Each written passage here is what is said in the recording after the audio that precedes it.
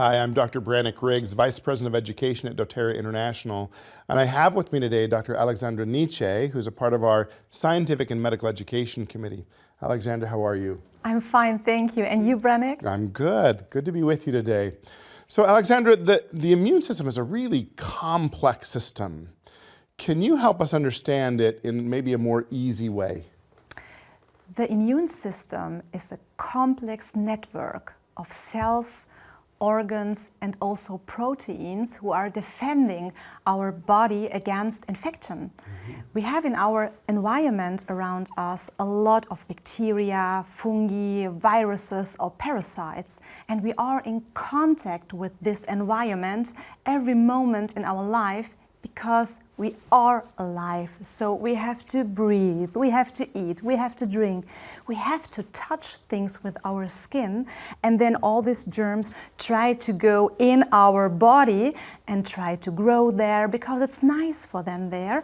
And when they can grow, they can harm us, harm our metabolic system, they can harm our microbiome, they already could kill us. So we need a really good defense system against this, and this is our immune system. Yeah, so it's amazing that the immune system has to balance between the environment that is potentially good for us, that we want on our skin, in our bodies, in our respiratory tract, those things that are helpful for us, and differentiate those from those things that can be problematic for us, that we could still get from the environment that could be causing us harm. So there's a couple of different sides of the immune system. Let's talk about that. What are the different sides of the immune system?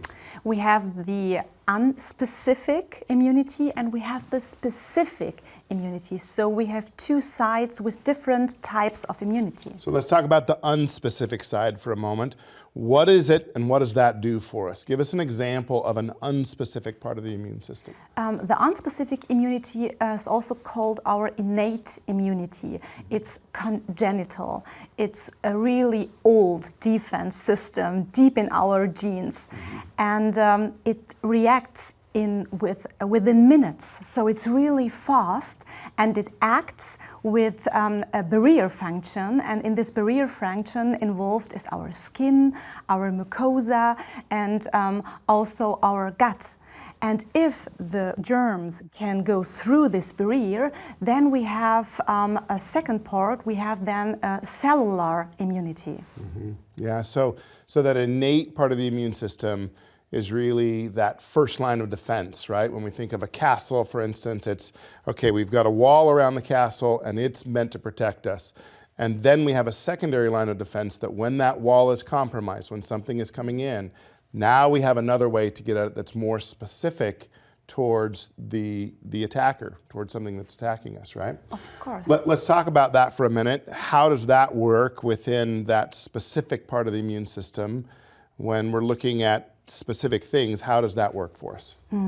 At first, in this unspecific way, we have an army of immune cells, like our leukocytes, our white blood cells, or our natural killer cells, or also our macrophages. So we have a lot of cells working in the system. But we have also this specific immunity, and in this specific immunity we have an adaptive, but we have also a passive immunity, and they are really different. Yeah, the adaptive immune system, let's talk about that, and then we'll go back to the passive immune system. Let's talk about that adaptive immune system. So now we have something that specifically has affected us. What is that part of the immune system doing for us? So this immune system is working a little bit like a computer.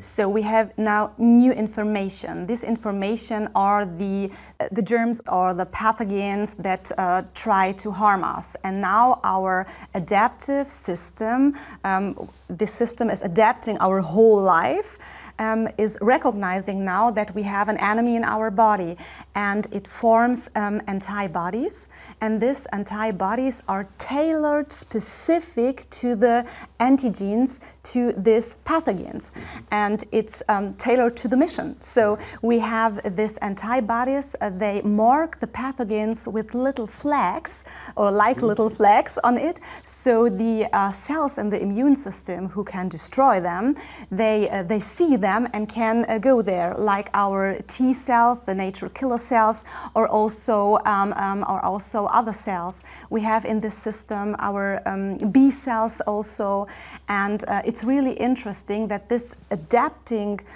part, what needs time, up to 14 days, when we have this antibodies in our system, then it's like a software update. Yeah. So the next time our body can react faster. It's amazing to me that we have to be exposed to things for our system to get updated. So if there is something that is in a completely different part of the world that I'm never exposed to, my immune system doesn't have an ability to react to that. But the things that are in my environment that I'm constantly exposed to, my system gets that update and is able to react very, very quickly to those things, right? It's pretty fascinating, but that computer doesn't start working right when we're born, does it? It takes some time. So this is where that other system comes in, that we actually have some benefit from mom, right? Yes. So tell me about that. That's a really great example for the passive immune system, because it's only borrowed. It did not last for a long time, only for a few weeks or months. And this is a gift from the breastfeeding. So from the breast milk, from our mother to, from the mothers to the baby, because they give their own antibodies, their own immunity to the babies and can protect the babies for a short time. But this is really, really important. And then after this time, the babies can learn themselves, because then they are strong enough and can build up their own immunity. Yeah, one more things that moms do for us, right? Yes. Is they give us their immunity, they give us life, and then they give us their immunity for a time until our systems are ready to start learning our environment and get that. I find that parents sometimes want to keep their children out of the environment because they're afraid that they'll get dirty or they'll get exposed to some things, but really, children need that exposure. They need to be playing in the dirt. They need to be playing outside. They need to be playing with other children so that their computers can get those updates, right? And they can be better and better. I always say, you know, a child that gets sick when they're young will be very healthy when they're old, because their immune system gets that update very constantly. And so don't be too afraid of keeping our children out of those environments where their systems can learn. And the systems, they work together. Yeah. So our antibodies from the adaptive system, they're activating our complement system in the unspecific innate system. Yeah. And this is so amazing that this function or these types are working so perfectly together. So we have a really perfect defense system, and we have to take care about it. Are there things that compromise the immune system? Are there things that we do that can compromise that immune system of not performing optimally? Of course, a lot of things can compromise our immune system, like an unhealthy diet with a lack of diversity in our diet, a lack of sleep. Stress can also influence our immune system, because we release glucocorticoid steroids, and they inhibit cytokines in our body. The age, if we're getting older, then our immune system is not working so well than in younger ages. Also things like toxins from outside, and also nicotine, drugs, and alcohol can influence. Fear can influence our immune system. Amazing. And emotion. Yeah, emotions, right? That's right. And also diseases like immune suppression because of diseases or because of drugs could be a problem for our immune system. So we have to be pretty vigilant about having things that don't negatively impact our immune system. What about things that support the immune system? Are there things, activities, lifestyles that support the immune system to help it respond, more appropriately? Of course, at first we have to avoid the things that compromise our immune system. Maybe the harder part, right? Of course, yes. And we talk a little bit about the wellness chart. And if we have a look at the wellness chart, all these things are supporting our immune system, like our nutrition and digestion. We have to eat a healthy diet with a diversity of food. We have to go out in the nature, moving there, and go out in the sun. And sunlight is so important for our immune system because it influences it significantly because of the vitamin D. And 80 to 90% of the vitamin D is produced by our skin. But for this, we need sunlight, or better, UVB radiation. And the interesting thing is that we have cells in the immune system with so-called toll-like receptors. And these little receptors on the surface of the cell, they are activated when we have enemies in our bodies. So when there is an infection, they will be activated and gives a signal to the immune cell. And then the cell is producing a precursor of vitamin D and new receptors for active vitamin D.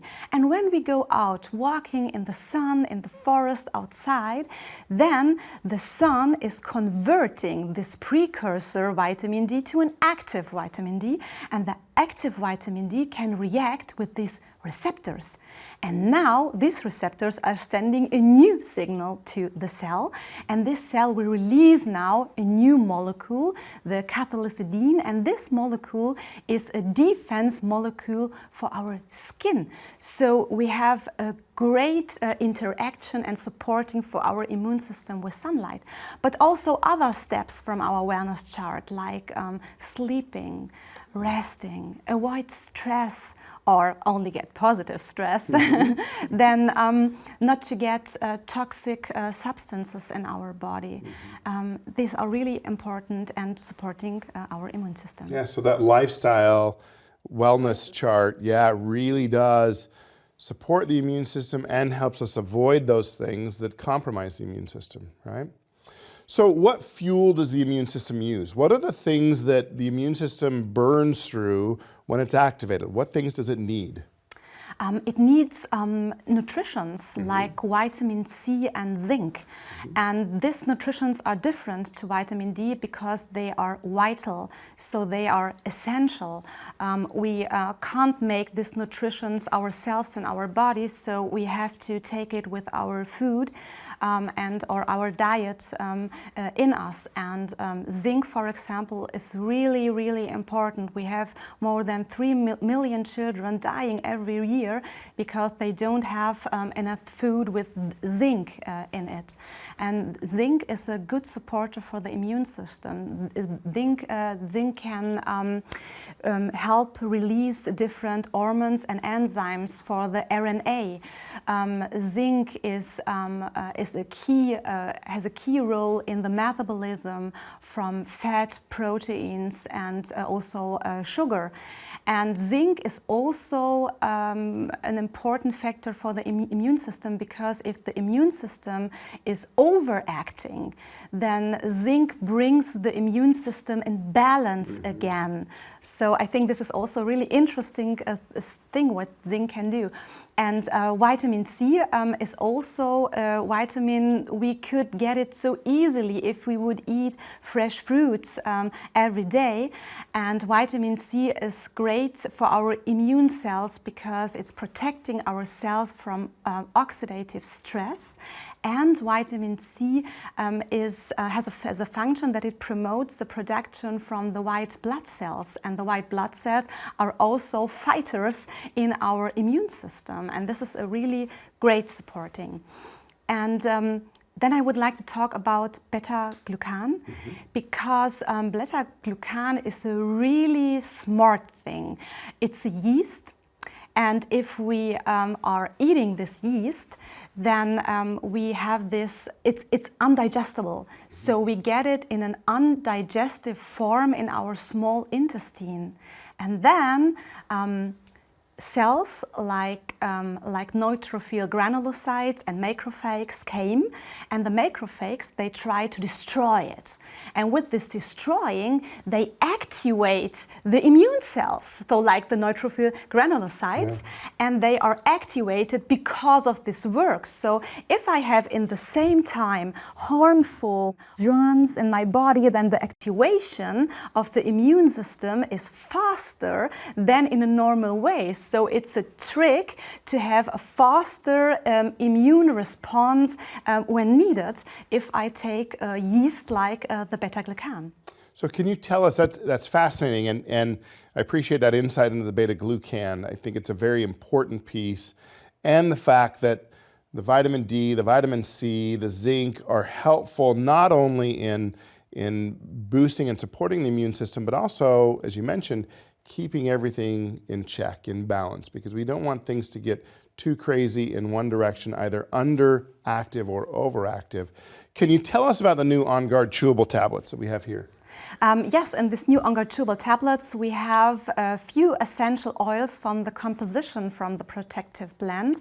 We have the cinnamon leaf, the clove, and the wild orange inside. And the cinnamon leaf and the clove we all know because of the eugenol. I love this ingredient because the eugenol is such an antibacterial thing, and it's great for supporting our health.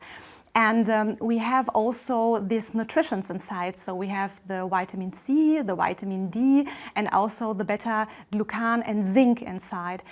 Per serving, we have from zinc 13.3 milligram. We have 600 international units vitamin D. We have 150 milligram vitamin C, and we have 33 milligram of the protective blend inside per serving. That means if we take 3 chewable tablets per day. Yeah, I think that's pretty important to remember that a serving size is 3, not 1. And with those 3, those are the amounts that you get of those particular things. So, but we've got lots of On Guard products, right? We've several out there. How do I choose one or several to use? How do I kind of differentiate between when's the time to use this product versus another product? So if my body has an acute issue, so if there are germs outside and bacteria and I feel my body needs support, then I would take vitamin D, I would take vitamin C, I would take zinc, and in this case, like we mentioned before, the beta-glucan. Also the drops and also the soft gels. If I'm supporting my body only in the daily challenges, then I would say all the products or the other products you can try to use, or you can use them in your everyday lifestyle use. One of the things that we found in our family is that during the summer months, when there aren't very many environmental threats, we'll take mainly just the beadlet every day. But then during the winter months, when things are a little bit more challenging, we'll go to the soft gel. And then if we have a specific challenge that we're addressing, then we reach for our On Guard chewables to kind of help boost everything a little bit more. If we know the immune system is activated against something, then it's time to say, all right, let me give it the fuel it needs to do its job. So how do I use this one? How do I use this particular product, the On Guard chewable tablets? So you can use it every day, or you can use it when you feel you need it. So I think it's the matter how you would like to use it.